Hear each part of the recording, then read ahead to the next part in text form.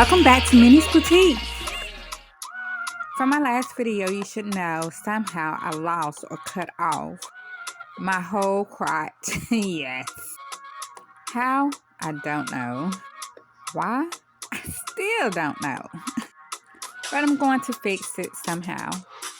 So in this part of the video, I realized another problem, which I mentioned in the first video just to give my viewers a heads up if you are following me in drafting your own design.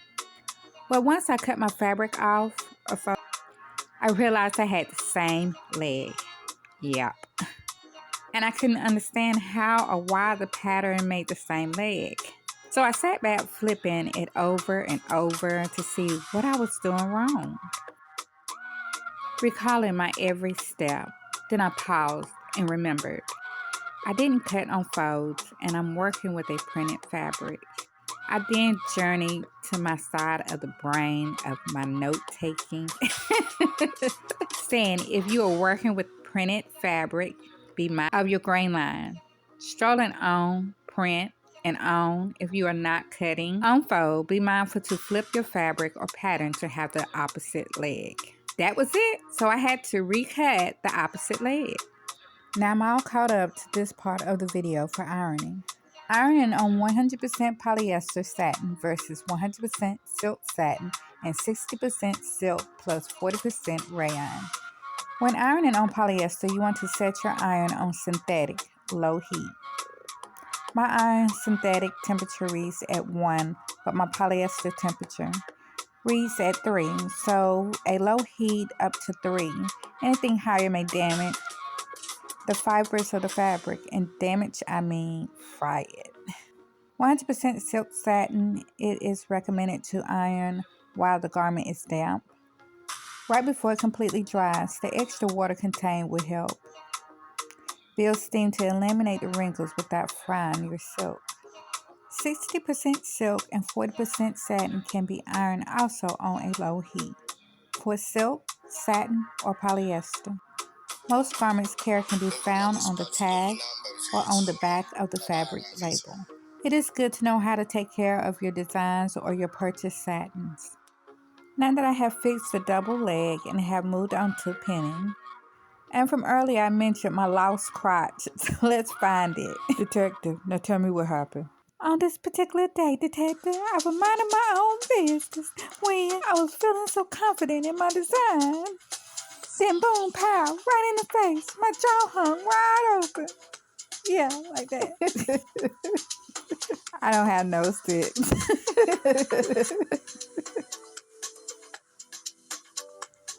This is before from part 1. Yeah, I don't know if I chopped it off or just messed up on my measurements. Maybe I was thinner 2 days prior. Who knows what I did? But I do know we can fix it. So let's go. So here I am back at the drafting table to fix the second problem. Now if you've been watching, I had the same problem with my last design. So I'm going to add a 4-inch strap to each inner side or side front. Then the outer side or center back. The reason why I chose the side front than the center back because it's more closer to the side front and crotch area than the center back. And I felt it may blend in unnoticed. If you review back, only the front is open, not the back. So maybe I can pull it off as a zipper when really it's not. So I'm going to use my drafted pattern and pin my double leg, which is now scrapped to the drafted pattern. It's good to keep your scrap pieces for projects just like this. And I measured out 2 inches for the right and flipped the fabric and measured 2 inches for the left leg. This is the 4-inch strap that I will add to take up the missing crotch. Yes, I measured it all the way down to the ankle length or four length. I wanted to keep the pants even all the way down. The extra room would not hurt or look bad.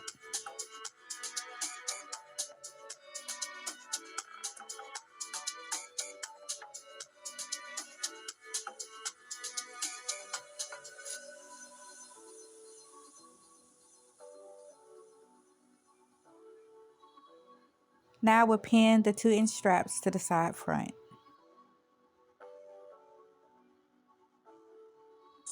Repeat for the other leg. Now I will pin it all back up to try it on. Thank you for watching. Your support is very much appreciated. Meet me in the fitting room for the adjustment fitting. Wait, it worked. Let me just grab these parts. It will look better sewed. Remember, it's pinned.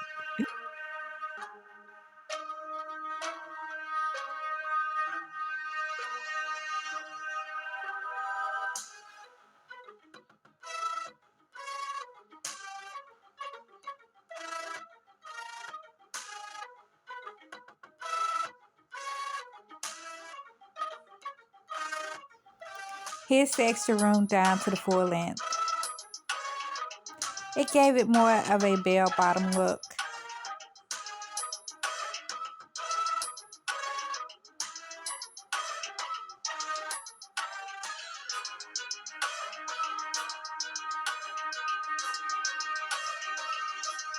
Stay tuned.